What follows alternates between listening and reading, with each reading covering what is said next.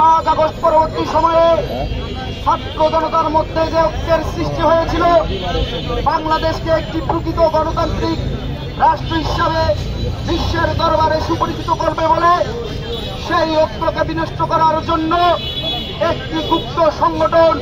ফুটে পড়ে লেগেছে। উপস্থিত সহযোদ্ধা বন্ধুগণ, সিলেটের এমসি কলেজের ঘটনা আজকে ব্যথিত হৃদয়ে আরো আঘাত আনে। বুকে রক্তক্ষরণ হয় যখন সেই বুয়েটের আপনার হত্যার কথা স্মরণ হয়, সিলেটের এমসি কলেজের সেই হামলাকে, সেই নিহত আফগানের কথা আবার স্মরণ করে দিল, মনে করিয়ে দিল। ফ্যাসিস্ট হাসিনা হাজতের 15.5 বছরে বাংলাদেশের শিক্ষা প্রতিষ্ঠানগুলোতে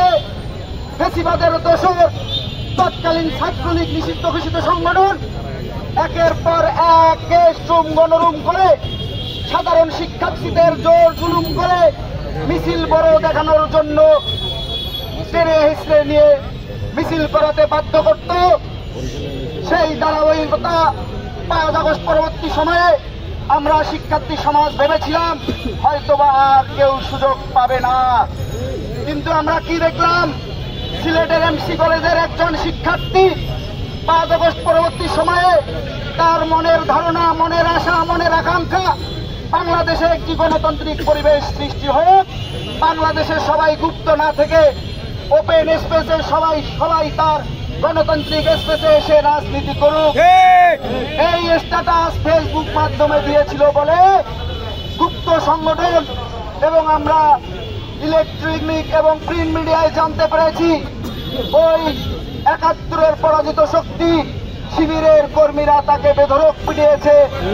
এবং একটা পর্যায়ে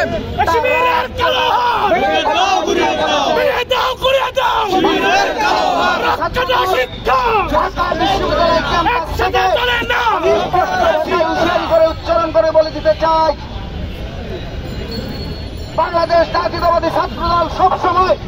মানুষের গণতান্ত্রিক মতামতকে মূল্যায়ন করার জন্য তার কর্ম পরিকল্পনা নির্ধারণ করে।